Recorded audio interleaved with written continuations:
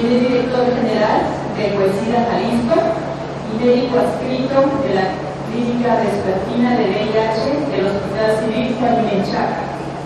Es egresado de la Universidad de Guadalajara, diplomado en urgencias médico-quirúrgicas por la Cruz Verde de Guadalajara. Es máster sobre infecciones por el virus de la inmunodeficiencia humana por la Universidad Rey Juan Carlos, Madrid, España. Desde el 2009 ha colaborado como médico tratante de infecciones de transmisión sexual y VIH en diferentes instancias de la Secretaría de Salud Jalisco, como el Capacit Puerto Vallarta, el Hospital Regional de Puerto Vallarta, así como en diversos hospitales particulares. Ha colaborado en organizaciones de la sociedad civil como Checos AC y Mesón AC. Sin más, le cedo el uso de la palabra para su intervención con esta conferencia magistral.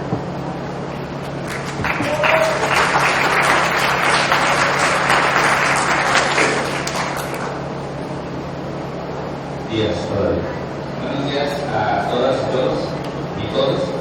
Gracias por su asistencia, su permanencia. Prometo no hablar mucho del clima de hoy, que sea más aceptable, pero sobre todo agradecerles el compromiso de todas y todos los asistentes para seguir con este congreso. Primero que nada, felicitar a los ponentes anteriores, a los panelistas. Me parece que esta parte de reconocimiento de las funciones que ha venido haciendo y que estuvo haciendo el Consejo Estatal para la Prevención del SIDA, pues no son limitativos. La realidad es que el trabajo se sigue llevando a cabo, se colabora con la OPD, sí, también se colabora también con la sociedad civil, pero me parece que es demasiado notorio y visible, pero también aplaudo que lo expresen, que hagan saber que al Estado, que al COSIDA le hace falta retomar más el tema de la rectoría, sí, y en ese sentido créanme que mis compañeros, mis compañeras, que evidentemente ellos sí continuarán en la administración, les garantizo que el equipo se estará ocupando para que todas y todos ustedes tengan esta parte que nos reclaman y al final lo que toca, ¿no? Atender a la población que nos necesita, porque así como lo vieron ustedes, hay personajes que tienen aquí más de 30 años colaborando en la respuesta del VIH. Su servidor tiene 15 años, pero yo espero estar un tiempo más en este trabajo del VIH y sobre todo pues a la disposición de la población que lo necesita. Me gustaría hablar de este tema sobre la profilaxis preexposición y si en realidad esta medicación preventiva diaria para VIH en realidad tiene un impacto en el Estado referente a si esta estrategia de prevención combinada en su componente biomédico efectivamente está haciendo que otros mecanismos de barrera o de prevención estén afectando, o bien si no se llevan a cabo los demás mecanismos de prevención combinada estén impactando aquí en el Estado en términos de ingresos. Y la verdad que al final de la presentación o con el transcurso de ella, verdad que sí tenemos mucho trabajo por hacer. Más o menos la mitad de la presentación tiene un enfoque de temas que ya hemos estado hablando: panorama epidemiológico, estatal, global, para poder llegar aquí al Estado y ver cómo está esta problemática de las ITS y cuánto la red está abonando a la reducción de nuevos casos de VIH, y por otro lado, si se está tomando una baja percepción de riesgo, el que tomemos PrEP o que se tome PrEP y no utilicemos otros métodos de barrera o elementos de la prevención combinada. Sí, ya sabemos que aquí en el país tenemos alrededor de 40 años ya con la respuesta a esta pandemia del VIH-Sida, teniendo los primeros casos a nivel global documentados en el año 81, para ser más concretos, el 5 de junio de ese año se acuña este término de la respuesta por el tema del VIH, y aquí me parece muy buen recalcar comentarios breves respecto a si la sociedad civil la necesitamos como tal para seguir respondiendo al SIDA. Pues evidentemente sí, son quienes han podido desgravar muchos recursos, que de verdad la respuesta pueda ser efectiva, tan así que lo marca la ONU-SIDA, que podamos de alguna manera darle liderazgo a las comunidades para seguir respondiendo a esta epidemia.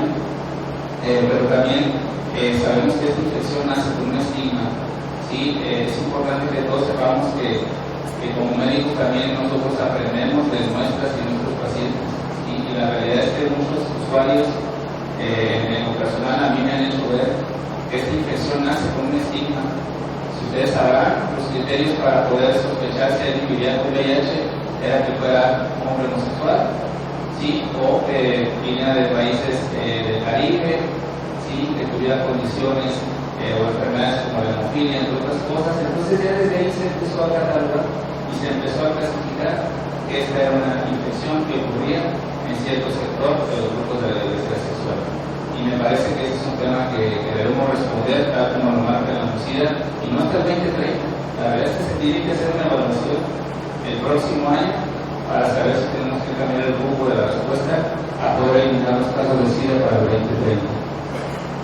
Si bien es una pandemia ya de muchos años, de más de 4 décadas, pues la realidad es que hay avances importantes. Hoy tenemos medicaciones altamente efectivas, ¿sí? 1 a 2 tabletas diarias, con muy poca o nula toxicidad en la gran mayoría de los casos para atender a la población que vive con VIH, pero también la realidad sabemos que el acceso ha sido limitado, ¿sí? Pero van a ver más adelante cómo la población menor, ¿sí? Sobre todo los infantes o los menores entre 0 y 14 años, es la población más afectada y que tiene una limitación al acceso al tratamiento a nivel global. Pero también se han sumado estrategias orales como la profilaxis pre-exposición desde el año 2012, cuando la FDA empieza a autorizar esta medicación en grupos vulnerables, principalmente en el ámbito subsahariano, que es donde más se ha concentrado la infección como pandemia o el número total de casos, ¿sí? Y la profilaxis post-exposición.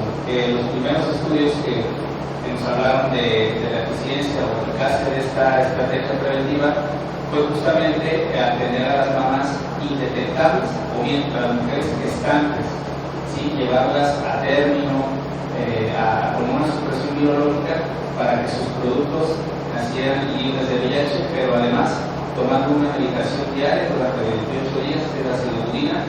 Fue justamente la primera evidencia de que los tratamientos orales post-exposición, como la misma gesta, la resolución obstétrica y la lactancia, podían limitar el número de infecciones verticales. A nivel global, ya estuvimos comentando el día de ayer y también el día de hoy se estuvo hablando al respecto. Estamos hablando ya de una epidemia que tiene actualmente a más de 39 millones de personas viviendo con VIH y que en temas de donde se concentran los usuarios, pues 2/3 de esta cantidad de personas se concentran en el África, ¿sí? Y además, más de o prácticamente 20 millones de las infecciones que están en hipertensión o en control son mujeres, ¿sí? Esto también obedece mucho a que se concentran en la región del África subsahariana, no necesariamente pudiéramos pensar que es una feminización de la pandemia, no, la realidad es que no, pero hay situaciones de vulnerabilidad que las han expuesto más a las mujeres. Estas son las cifras de detecciones en el cierre 2023, donde se tuvo a 1.3 millones de casos nuevos para el cierre del año, cuando los objetivos para justamente, y no solamente para el 2023, para el 2020, era que tuviéramos menos, ¿sí? De 370,000 detecciones, ¿sí? Entonces estamos hablando de que hay una cifra verdaderamente importante y que no ha impactado los esfuerzos para reducir los nuevos datos. En lo que se refiere al país, el año pasado se cerraron con 19,000 nuevas infecciones, que si bien son aproximadamente 1,000 casos menos que en los años anteriores, la realidad es que tal vez el país empieza a responder a la epidemia, pero a nivel Latinoamérica van a ver cómo la realidad es que la concentración en muchos países parece ya que México no ha tenido una respuesta efectiva. Estamos hablando de aproximadamente 52 casos diarios que ocurren en nuestro país de personas que adquieren VIH, y para ser más precisos, cada 27 minutos una persona está adquiriendo VIH en el país. Entonces es importante que sepamos cómo esta dinámica de la epidemia sigue progresando. Y tal como lo mencionaba el maestro Arellano, el objetivo principal es eliminarla lo antes posible. ¿Sí? Teníamos una meta, o tenemos una meta de tener menos de 250,000 defunciones para el año 2025 y para el cierre del año anterior tuvimos más de 600. Entonces, esto pone en evidencia que aún faltan acciones por hacer.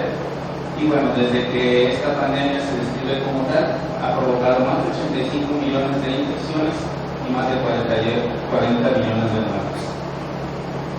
En lo que respecta al país, y como ya lo vamos a ver también más adelante, como ciertas epidemias, o particularmente la del VIH, que se denomina en Latinoamérica y también en México como una epidemia concentrada, y es justamente porque afecta a poblaciones clave. Respecto a las detecciones, a las más de 19.000 o las 19.000 detecciones que tuvimos el año pasado, se concentraron el 80% en hombres, en mujeres el 18% y el 2% en chicas trans.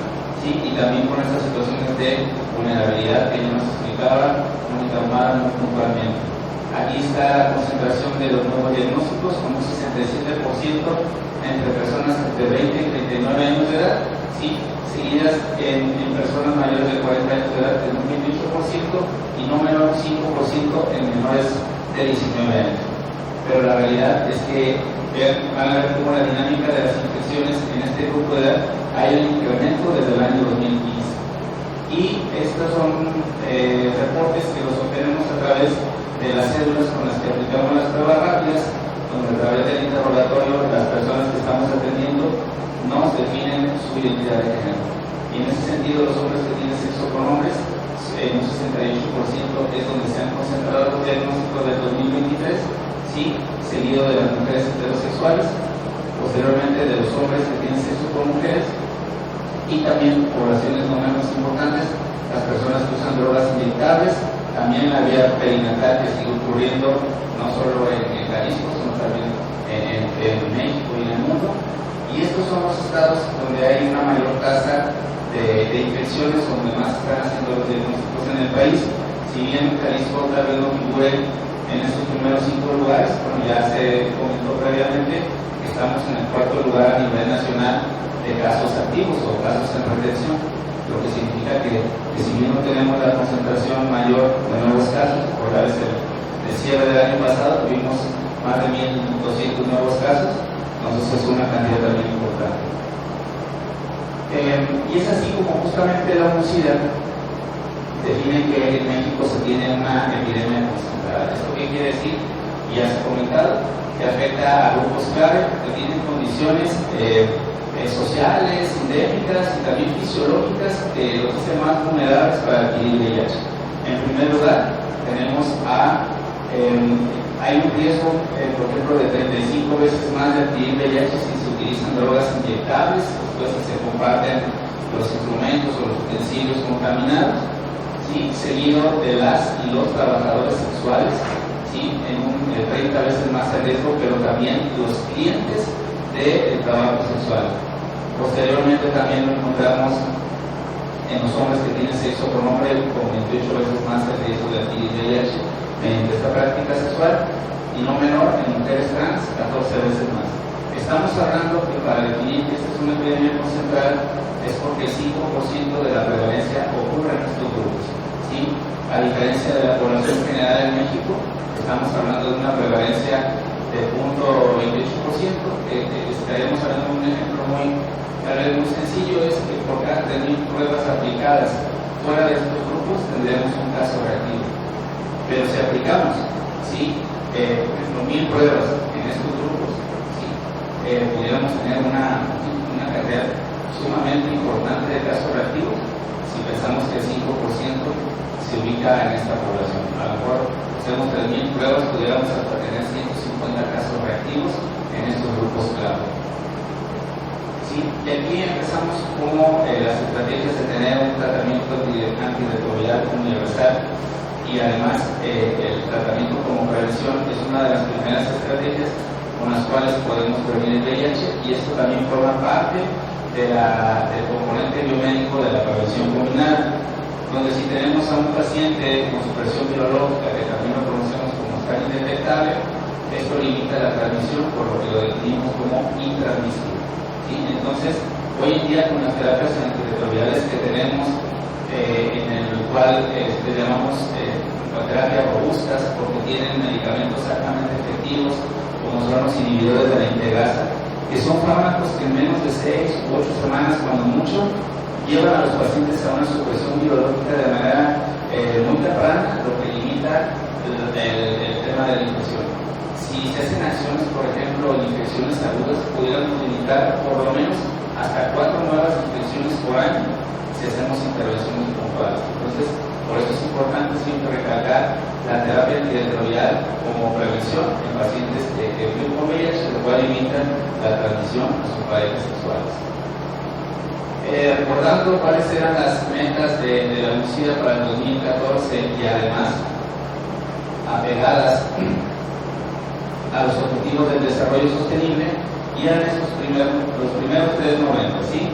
Muchos de ustedes ya lo conocen, ya lo hemos dicho en repetidas ocasiones. El 90% de las personas deben conocer su estatus si viven con VIH, seguido de que el 90% de las personas detectadas estén en servicios de atención y ya tomando tratamiento antirretroviral, y cerrando con un 90% de personas diagnosticadas y tratadas, pero que además estén con supresión biológica. ¿Y qué es lo que ha ocurrido? La realidad es que las metas que lo hemos comunicado no se han cumplido, ha habido factores obviamente que han afectado, y lo hemos comentado, las primeras metas eran evidentemente reducir las nuevas infecciones, teniendo como un objetivo a tener una cantidad de, inclusive para el 2020 era tener menos de 500,000 nuevas infecciones. La realidad es que no lo hemos logrado. Sí hay evidentemente una reducción importante de nuevas infecciones, y eso también obedece al tratamiento antirretroviral universal. Si bien esta terapia antirretroviral universal oficialmente está como un lineamiento desde el año 2015, es cuando aproximadamente en el mes de octubre se empieza a tratar a todas las personas que viven con VIH, independientemente de la condición en la que estén. Porque en las días anteriores, por ejemplo, su servidor, cuando empezó a trabajar en este tema en el 2009, las guías marcaban que los usuarios deberían estar o por menos de 350 células CD4, o que tuvieran una infección con las hepatitis B o C, tener una pareja cero discordante, mujeres embarazadas, ¿sí?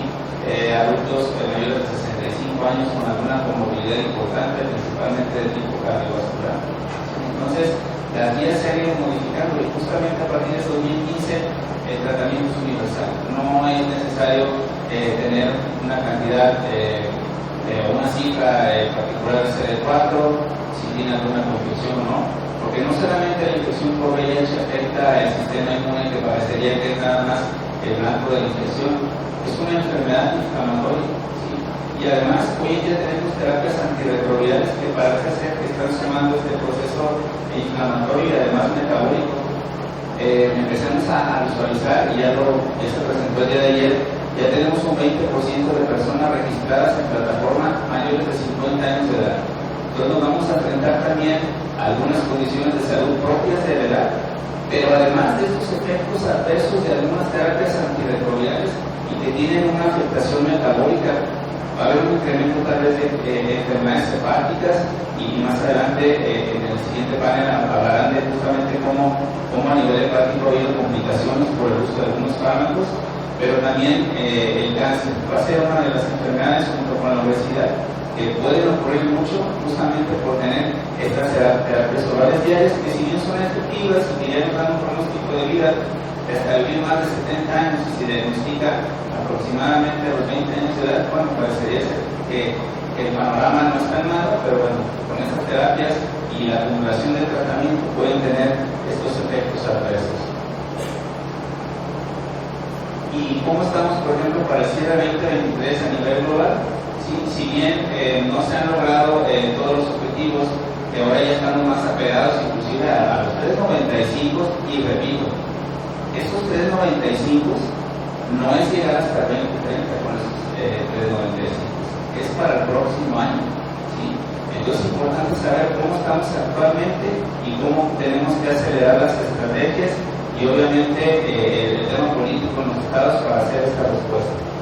Si bien hoy tenemos una detección del 86% de los casos, bueno, estos serían los objetivos, empezamos a tener ya algunos avances, pero la realidad es que seguimos por debajo de las metas globales marcadas por la UCIDA. ¿Sí? Y Y por eso les decía que hoy ya tenemos que apegarnos a unos objetivos prácticamente inmediatos que se diseñaron en el año 2021. ¿Sí? Esto es una estrategia donde se va a hacer una evaluación entre 2021 y 2025 para poder definir cuál va a ser el siguiente rumbo con base a los hallazgos. ¿Por qué se hace una nueva estrategia? Una, pues, evidentemente por no haber tenido los logros en el 2020, por la pandemia de COVID-19, que evidentemente eso alejó, pero además por una indicación global de estar en casa, bueno, pues muchas personas no tenían un diagnóstico oportuno, entonces el tema del testeo se vio limitado y de ahí toda esta cascada de atención pues se vio afectada desde el no conocer cómo está el estatus de las personas, si viven o no con VIH. Esto ya se ha comentado sobre estos componentes de los 95 y los 10, donde prácticamente nos mencionan cómo el tema de los servicios preventivos tiene que ser prioritario, sobre todo en las poblaciones clave. Y aquí se define muy puntualmente, ¿sí? Que las poblaciones clave puntualmente tengan servicios de prevención comunal, ¿sí? Y esto obviamente habla de las terapias orales, la profilaxis pre-exposición, en un futuro también las terapias profilácticas, pero con otra vía de administración, que puede ser la subcutánea, la intramuscular, inclusive va a haber dispositivos a manera de implantes, donde pudieran hasta cambiarse cada 2 años.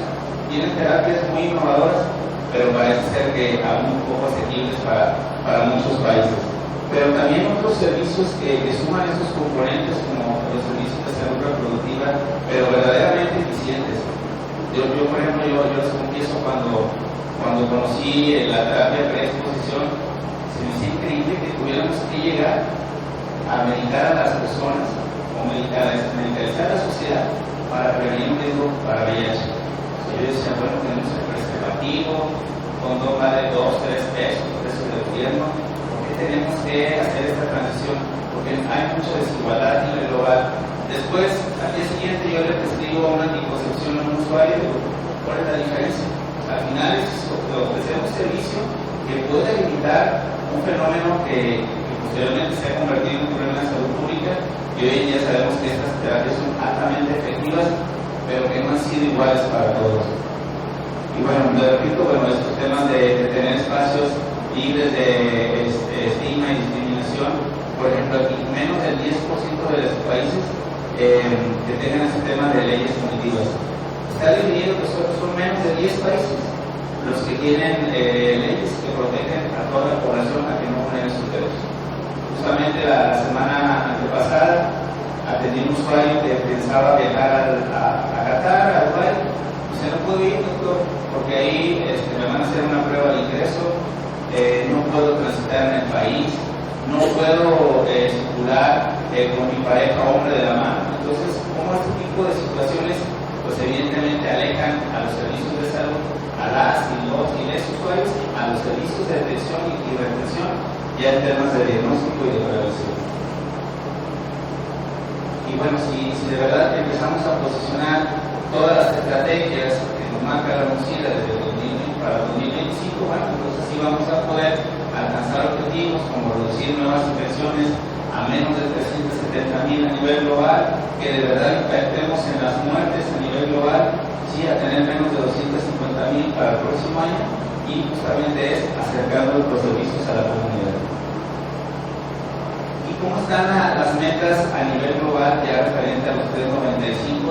Esta tablita se me hace muy importante porque vean cómo los países del sector del África han invertido, sobre todo también los financiamientos, la UNPA, entre todas las otras asociaciones que han trabajado con la MUCIDA, cómo se han podido ya encaminar algunos países a poder alcanzar estos objetivos, pero desafortunadamente aún ningún país de Latinoamérica figura en estos países, ¿sí?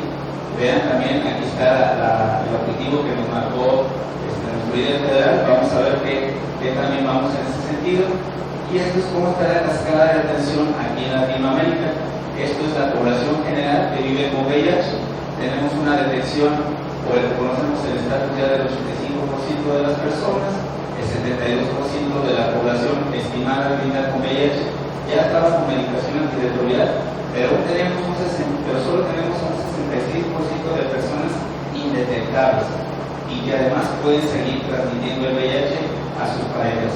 Y ya si lo vemos de manera dividida por sexo, la realidad es que las brechas no son tan largas entre mujeres y hombres. Sin embargo, vean, y les repito, la población menor, cómo sigue teniendo esta vulnerabilidad, y me gustaría pues que en el siguiente panel el invitado de psicología pediátrica pudiera visibilizar esta parte también, ¿no? Por ejemplo, hay países de África donde las usuarias que viven con VIH, que a lo mejor no están ni detectables o aún no son incorporadas al tratamiento, no cumplen los criterios de lactancia materna o de limitarla, que los conocemos como AFAS, ¿sí? Que es tener accesible el sucedáneo de leche que sea factible, ¿sí? Que sea asequible, ¿sí? Que sea seguro. Entonces, al no tener y sostenible, al no tener garantizados estos recursos, pues las usuarias deciden dar lactancia materna, y bueno, esa es una de las situaciones que sigue afectando a estos grupos y que también se reflejan en estas bajas. Y bueno, ya viendo la cascada de atención en nuestro país, esto es lo que nos presentaba justamente ayer el doctor Daniel Pérez del Centro Nacional del SIDA, donde de la estimación que se tiene aquí en el país de aproximadamente más de 400.000, alrededor de 380.000 personas estimadas viviendo con VIH, solamente el 82% ya conoce su estatus, el 77% de la estimación de más de 380.000 personas ya está en tratamiento de prioridad, y afortunadamente la gran mayoría ya está con su presión biológica. Y esta es la barra o la cascada de atención aquí en el Estado. Entonces aquí lo que nos ocupa más en el Estado y también en el país es el estatus, si conocemos o no a las personas que viven con VIH. Ayer el doctor Daniel nos presentaba que tenemos más de 9.000 pacientes en atención. Bueno, pues esta estimación hay que calcularla al 95% y de esa manera vemos este incumplimiento. Entonces, la meta no será Dinamarca, la meta tiene que ser que trascendamos como país, como Estado, y que de verdad sí seamos un referente o un modelo para demás países de Latinoamérica. Pero afortunadamente ya hay zonas por regiones geográficas que ya empiezan a tener una reducción importante, justo por esta colaboración con el Estado, con el activismo, ¿sí? Y con la comunidad, para tener una reducción ya a nivel regional. Vean como la parte del este y del sur de África, menos del 57% de nuevas detecciones del año 2010 al 22, ¿sí? También en el occidente de África y también en el centro una reducción del 49%, la media global una reducción del 39%, el Caribe, hay que ver qué está haciendo el Caribe, bien, para que ellos como tal sí tengan una reducción del 15%, y no así Latinoamérica. Ya lo vimos porque ya se habló de juventudes, ya se habló del inicio de la vida sexual en menores de 19 años, con una media de 15 años en las mujeres y hasta menor en los hombres. Entonces, importante saber que esto está sumando a que no estemos figurando en estas regiones, ¿sí? Y no se diga otras regiones de Europa, de Asia, donde el incremento ha sido exponencial, y justamente por estas situaciones de desigualdad de las que hemos estado platicando. Y este es el aumento de casos en jóvenes, ¿sí? Entre 15 y 29 años de edad. Bueno, también se describen los demás grupos etarios, pero vean cómo predominan justamente las nuevas detecciones, ¿sí? Desde el año, ese es un corte que se está haciendo desde el 2013. Vean cómo México, al igual que demás países de Latinoamérica, están reportando más casos en menores de 15, en poblaciones de 15 años en adelante. Entonces, estamos hablando de que la infección está predominando también ya en este grupo, tal vez no ha sido reflejada recientemente en el país, ¿sí? Versus con los demás nuevos diagnósticos, pero esto pronto lo vamos a ver reflejado si no hacemos acciones al respecto. Pero veo países como Bolivia, como Chile, como Colombia, cómo han tenido este tipo de fenómenos. Yo lo digo a título personal, yo de verdad dudo que Venezuela venga a la baja cuando vemos que es el país o los habitantes de tal país donde hay más viviendo aquí en el país, viviendo con VIH. Ya lo presentó el doctor Daniel, más de 800 usuarios se migran de su país de origen justamente por alguna limitación de servicios. Y es así como podemos pasar a qué opciones tenemos de prevención. ya es ampliamente conocido, la descripción conocida de lo que es la prevención comunal, ¿sí? Donde principalmente a través de la comunidad sabemos cuáles son las necesidades de las y los usuarios, ¿sí? La población clave, la población vulnerable, tener estrategias de tipo biomédicas, también estructurales, comportamentales, para que esto de verdad pueda incidir a una reducción importante de nuevos casos de VIH a nivel global. ¿Sí? Entonces todas estas acciones nos van a poder en su conjunto sí poder incidir no solo en el VIH, sino en otras infecciones de transmisión sexual para de verdad impactar y sí poder llegar a los objetivos para el 2025 y 2030. Y justamente aquí viene este 95%, donde la población vulnerable, clave, tiene que tener accesible y asequible todos los servicios de prevención combinada, tal y como lo marcan estos objetivos. Ustedes, evidentemente, la gran mayoría ya lo saben, es la terapia PrEP o preexposición, es tomar un tratamiento todos los días, es una tableta coformulada con dos fármacos, que es el tenofovir y la anticitravina, son los fármacos más estudiados. Sí, también ya hay otra, digamos, otro metabolito del tenofovir que también ya se está usando como medida preventiva en algunos países, sobre todo en aquellos que tengan alguna enfermedad renal o alguna afectación ósea. Bueno, también está la opción del tenofovir, pero que sea en su composición tenofovir a la fenamida, y de esta manera tener una reducción importante de nuevos casos. Ayer nos hablaba y nos alentaba mucho la discusión del doctor Daniel de estas terapias inyectables, ¿no? De tener terapias donde se demostró en África, puntualmente en mujeres, que con 2 inyecciones al año, ¿sí? de una medicación pudiéramos tener un 0% de casos de VIH. Esa medicación cuesta alrededor de 800,000 pesos cada inyección, 2 al año, y además las otras terapias bimestrales alrededor de 80,000 pesos. Pero a pesar de que suelen ser impactantes y difícil que la gran mayoría de las personas puedan pagar estas medicaciones, así se empezó con la hepatitis C. El tratamiento para la hepatitis C empezó a costar como más de 1 millón de pesos para la población general. Hoy lo tenemos gratuito en el país y la estimación de personas viviendo con hepatitis C en México es por arriba de 700,000.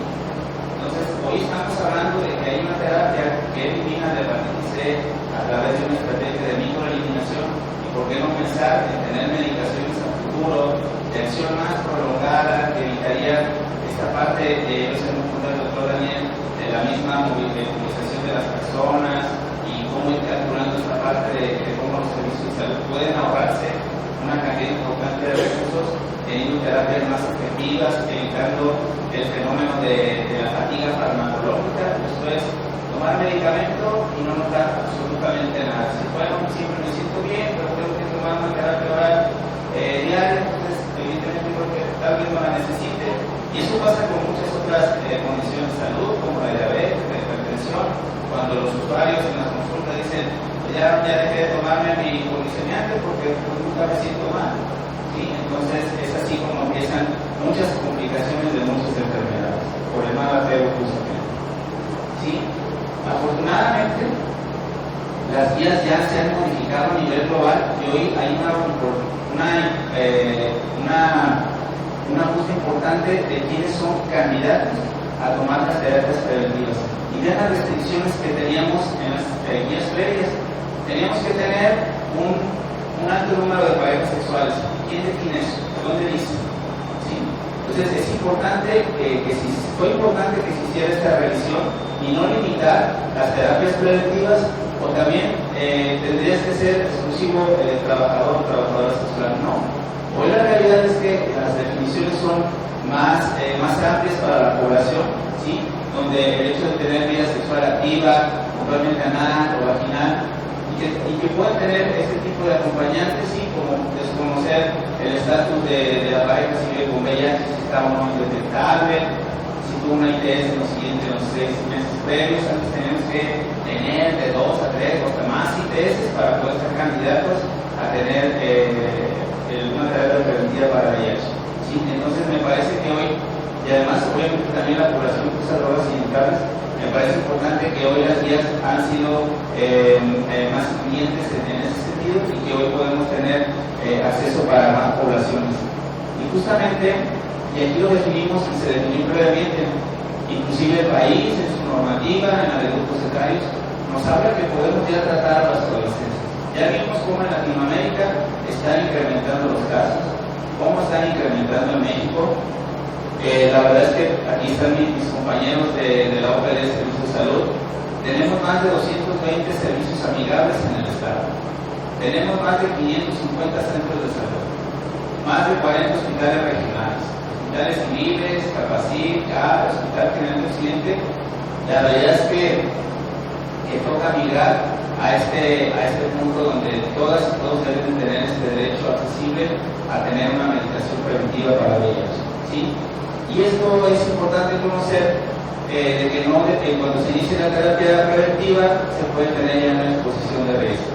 ¿Sí? Entonces hay que saber que a nivel rectal hasta los 7 días es efectiva la PrEP, a nivel cérvico-vaginal después de 20 días, para las personas puntualmente que usan drogas inyectables hasta los 20 días, y pues yo creo que no hay datos porque no creo que aquí se deje hacer una biopsia de pene, pero se apuntaron en las listas, serán ahí apuntadas. Entonces, importante pues, pero sobre todo robustecer la parte de la prevención, ¿sí? O sea, recuerden y aunque suene muy reiterativo, o sea, la PrEP solo evita VIH. Única y exclusivamente no podemos dejar de usar condón, ¿sí? Sin embargo, ya vimos que grupos clave tienen dificultad para negociar el uso de este método de barrera, por lo cual es importante, bueno, también definir y hacerles saber a nuestros usuarios en cuántos días se necesitan, y con base a la práctica sexual o de riesgo, cuántos días se necesitan estar fortaleciendo otras medidas preventivas. ¿Sí? A nivel global se tiene una meta para el 2025 de que se tengan más de 20 millones de personas en PrEP, y en México 100,000 personas. ¿Cómo estamos actualmente? A nivel global solamente 3.5 millones de personas están tomando PrEP. Entonces hay que acercar los servicios de salud.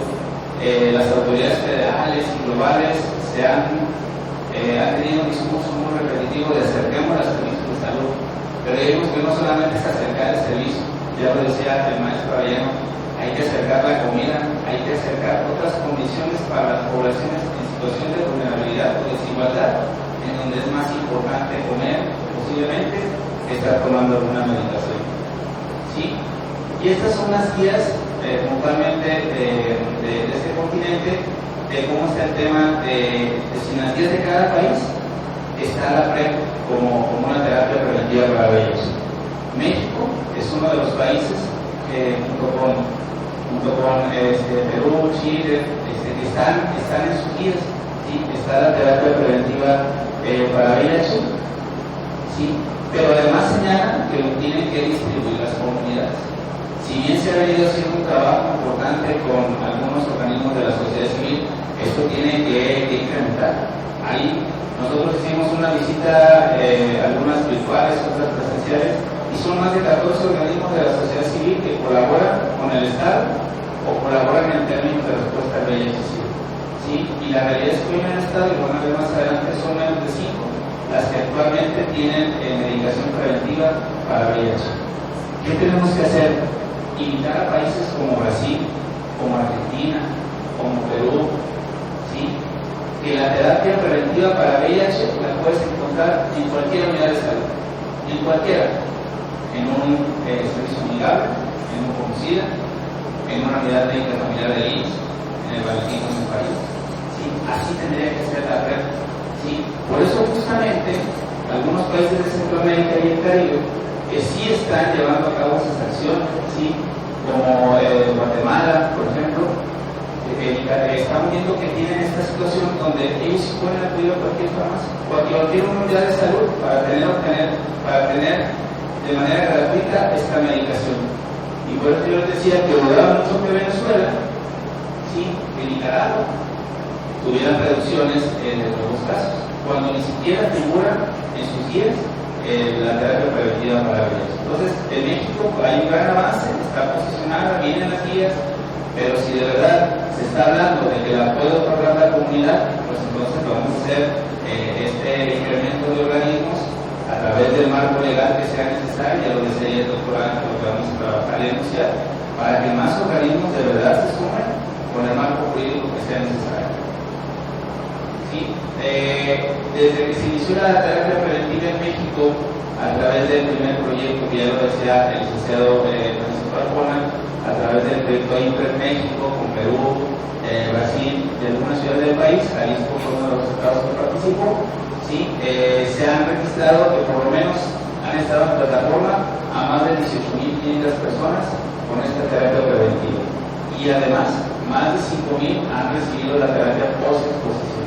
¿Sí? Y este es el enfoque que se tiene ya en retención, donde predominan en el sector salud o bien en personas no derechohabientes más de 9.000 casos, seguidos de más de 2.000 en el IMSS. Y bueno, ya empieza el IMSS a sumarse, ya lo comentaba ayer la doctora Ivette, que ellos a partir de octubre se suman. El IMSS tiene alrededor de 72 clínicas a nivel nacional que sí está otorgando red. La Secretaría de Salud tiene alrededor de 140 a nivel nacional. Y el IMSS como 10 clínicas más, que son realidades muy corta la diferencia. Si mal no recuerdo, son 137 unidades de no derechohabientes que otorgan a PREP y alrededor de 140, 142 las del IMSS que se suman a esta respuesta preventiva. Y bueno, actualmente tenemos a 2.122 personas que están tomando PREP en el Estado, colaborando con el CAE, con organismos de la sociedad civil, como CETAR, como el MESON, OICE, Checos, donde el IMSS ya nos reporta 308 usuarios también ya tomando esta terapia preventiva, y en el ISSSTE, tal como les comentó ayer, inician ellos en octubre con este proceso ya de reclutamiento de personas en riesgo. Y bueno, todas estas son las barreras, y ya las hemos estado comentando, que son barreras para accesar a la terapia preventiva. Ya lo decía muy puntualmente el maestro Manuel Salcedo, esta sindemia que ocurre con enfermedad mental, el uso de drogas, ¿sí? El que todavía hay algunas restricciones o bien vayan leyes en el país que protejan en algunos estados a la población. Por ejemplo, y esto, si me hubiera gustado comentárselo a Mónica Omar, hay estados como Querétaro, donde las trabajadoras sexuales están afiliadas al IMSS, entonces ahí sí tienen un trabajo, ahí sí es remunerado, sí tienen además una protección, independientemente de si tienen alguna condición de salud que pueda presentarse, ¿sí? La pobre educación en temas de salud, todas las desigualdades que ocurren en el marco del VIH y no se diga el estigma.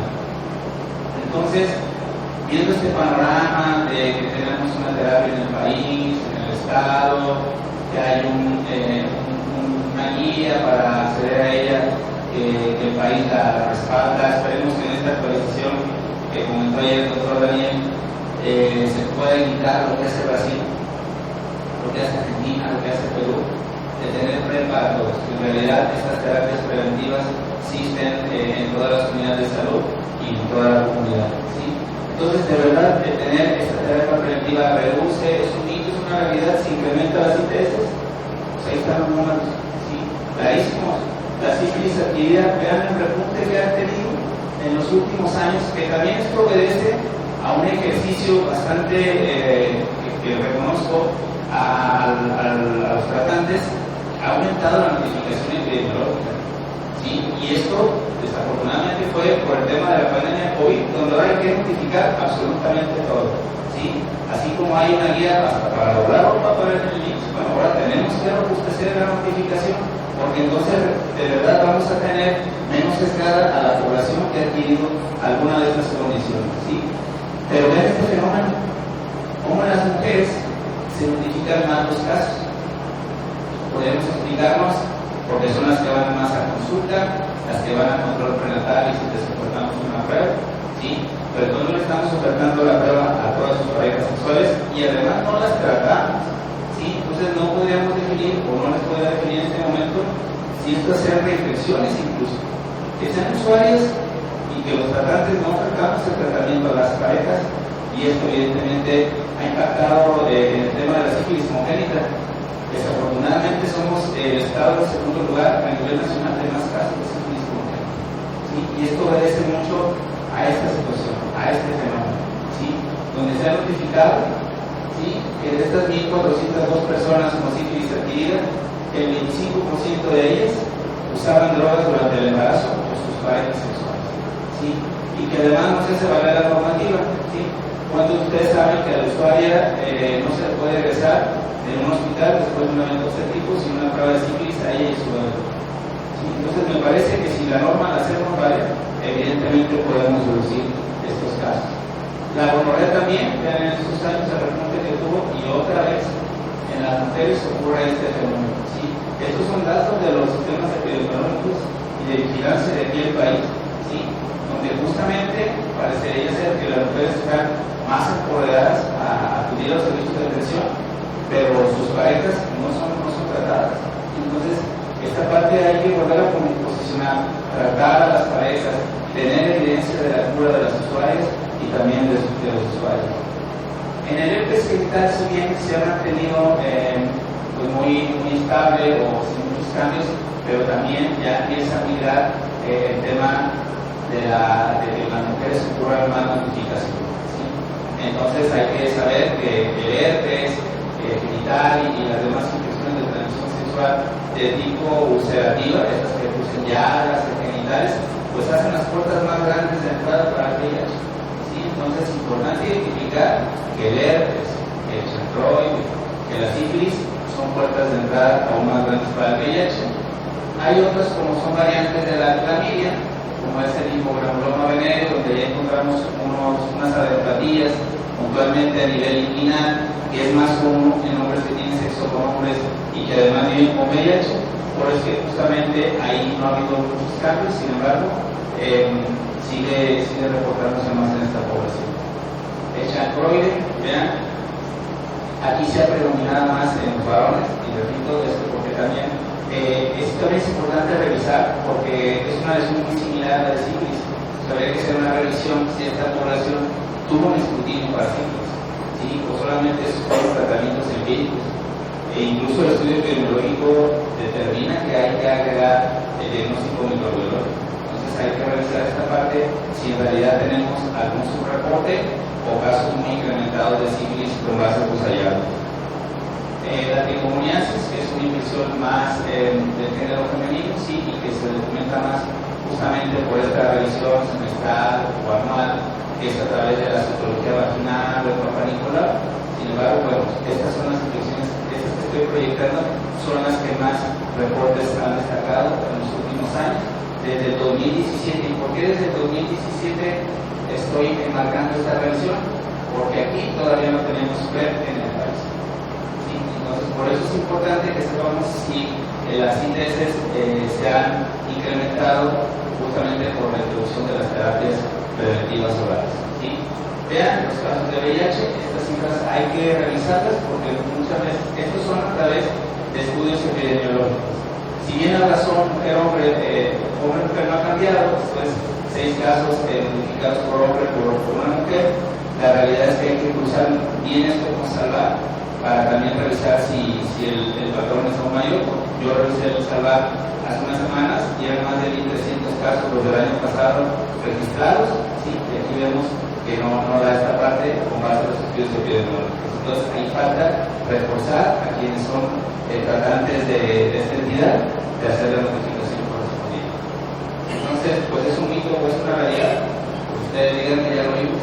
La terapia preventiva hay que robustecerla en todos sus componentes como corrección combinada, ¿sí?, la parte biomédica, la parte estructural, la parte comportamental, porque estos son los hallazgos. Vean cómo la sífilis, la gonorrea, el chancroide se han incrementado exponencialmente en el estado en los últimos 3-4 años. ¿Qué está pasando? ¿Por qué se empieza a multiplicar más en las mujeres? Que ya les hice unos comentarios en ese sentido. Sí, hay que hacer revisiones puntuales de por qué esto viene sucediendo. Sí, y bueno, si bien se han incrementado los servicios preventivos, por ejemplo, cuando iniciamos con la PrEP en el 2018 y que el cierre que se tuvo de usuarios al 2021, cuando terminó el proyecto INTER, eran menos de 1000 usuarios. ¿Sí? Hoy tenemos prácticamente el doble de personas tomando propiedades de exposición, pero no estamos impactando en las demás ITS. Y bueno, vean lo que comentábamos, poblaciones menores empiezan también ya a figurar en las estadísticas, tanto de VIH como de ITS. Esto de una baja percepción de riesgo, si tomo PrEP ya no necesito nada más, ¿sí?